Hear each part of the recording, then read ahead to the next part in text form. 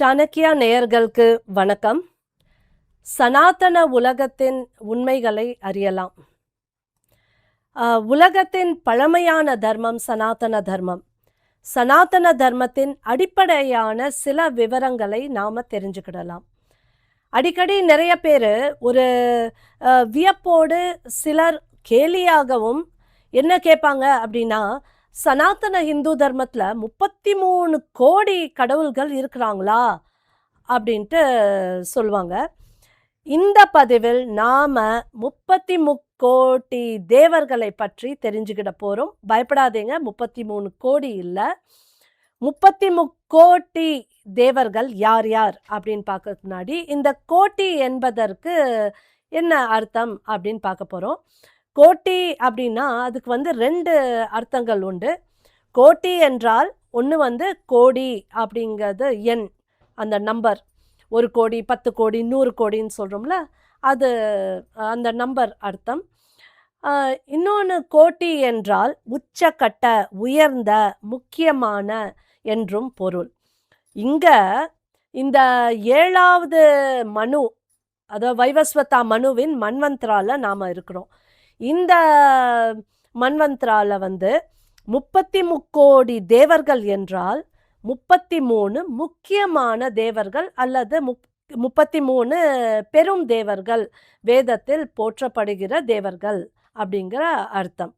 அப்போ இந்த 33 கோடி தேவர்கள் யார் யார் அப்படின்னு பார்த்தோம்னா, ரொம்ப சயின்டிஃபிக்கான அப்ரோச் தான் இந்த 33 கோடி தேவர்கள். இவங்க யார் யார் அப்படின்னா, 12 ஆதித்யாக்கள், 11 ருத்ரங்கள், 8 வசுக்கள், 2 அஸ்வினி குமார்கள். அதாவது 12 கூட்டல் 11 கூட்டல் 8 கூட்டல் 2 மொத்தம் நம்மளுக்கு கிடைக்கிறது 33. இந்த 33 கோடி தேவர்கள் யார் யார் அப்படின்ட்டு இப்போ விவரத்தை பார்க்கலாம். 12 ஆதித்யாக்கள்ல ஆதித்யா அப்படின்னா சூரியனை குறிக்குது. அதாவது அதித்தியின் மகன் அப்படின்ட்டு அர்த்தம். அதாவது தாயார் பேர் அதித்தி, அப்போ ஆதித்யா பேர் வருது சூரியனுக்கு. அப்போ உலகத்தில் உயிர் கொடுப்பது சூரியன். அதனால்தான் நாம சூரிய பகவானை வணங்குகிறோம். 12 மாதங்கள் ஒரு வருஷத்துல இருக்குது.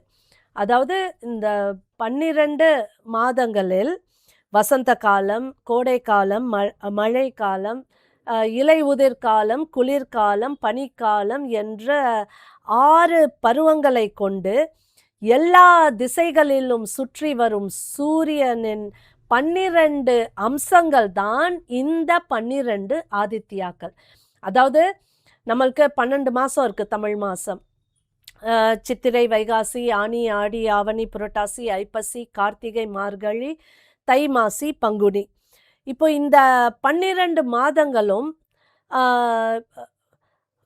அதாவது நம்ம ஆங்கிலத்தில் கிரிகோரியன் கேலண்டரில் பார்த்தோம்னா, ஒவ்வொரு தமிழ் மாதமும் கிரிகோரியன் ஆங்கில மாதத்தின்படி ஒரு மாதத்தில் உள்ள இறுதி 15 நாட்களும் அடுத்த மாதத்தோட முதல் 5 நாட்களும் அப்படின்ட்டு நம்ம எடுத்துக்கிடலாம் அப்ராக்சிமேட்டாக. அதாவது ஏப்ரல் 14 or 15லேருந்து மே 14 or 15 வரைக்கும் நமக்கு சித்திரை மாதம் இருக்கும்.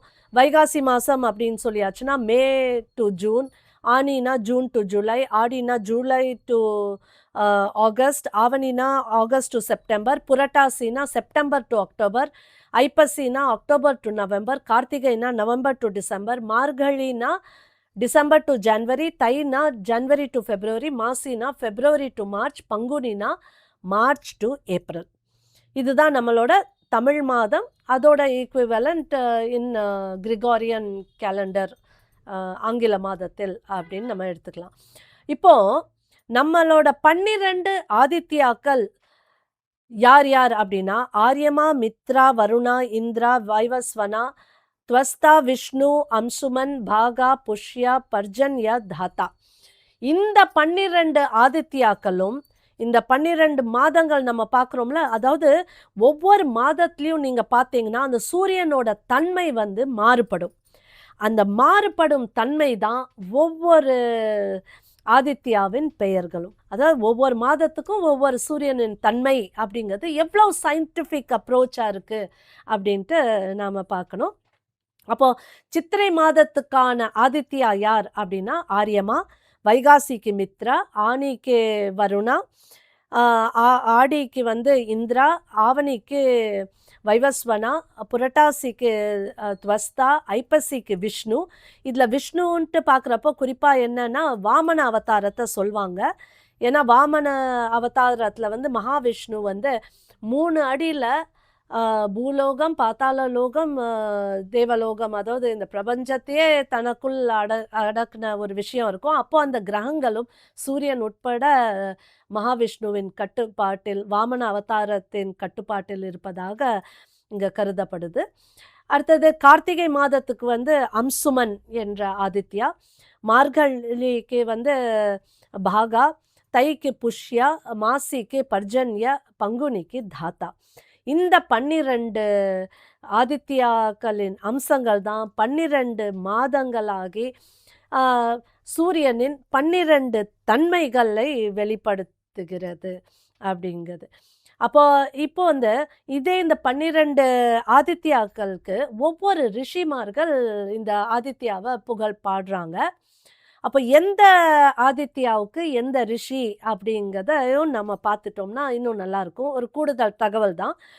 இப்போ ஆரியமாக்கு வந்து ரிஷி புலாஹா, மித்ராவுக்கு வந்து ரிஷி அத்ரி, வருணாவுக்கு வந்து ரிஷி வசிஷ்டர், இந்திராவுக்கு ரிஷி அங்கீரா, வைவஸ்வனாவுக்கு ரிஷி பிரிகு, துவஸ்தாக்கு ரிஷி ஜாம்தக்னி, விஷ்ணுவுக்கு ரிஷி விஸ்வாமித்ர, அம்சுமனுக்கு ரிஷி கஷ்யபா, பாகாவுக்கு ரிஷி அயூர், புஷாவுக்கு ரிஷி கௌதமா, பர்ஜன்யாவுக்கு ரிஷி பரத்வாஜா, தாத்தாவுக்கு புலத்ஸ்யா ரிஷி. இதுதான் 12 ஆதித்யாக்களோட விவரங்கள். அடுத்தது 33 தேவர்கள்ல 12 ஆதித்யாக்கள் போக இப்போ இருக்கிறது 11 ருத்ரங்கள். 11 ருத்ரங்கள் யார் யார் அப்படின்னா, ருத்ரம்னாலே நமக்கு தெரியும் சிவன். அப்போ சிவனின் 11 அம்சங்கள், அதாவது இதுவும் எவ்வளோ சயின்டிஃபிக்னு பாருங்க. ஒரு மனசு, 10 இந்திரியங்கள். இந்த 10 இந்திரியங்களில் 5 ஞான இந்திரியங்களும் 5 கர்ம இந்திரியங்களும் அடங்குகிறது. இப்போ இந்த 11 ருத்ரங்களின் பெயர்கள் என்னென்ன அப்படின்னா, ஆனந்தா, விஞ்ஞானா, மனஸ், பிராணா, வாக், ஈசானா, தத்புருஷா, அகோரா, வாமதேவா, சத்யோஜதா, ஆத்மன் அப்படிங்கிறதான் இந்த 11 ருத்ரங்கள்.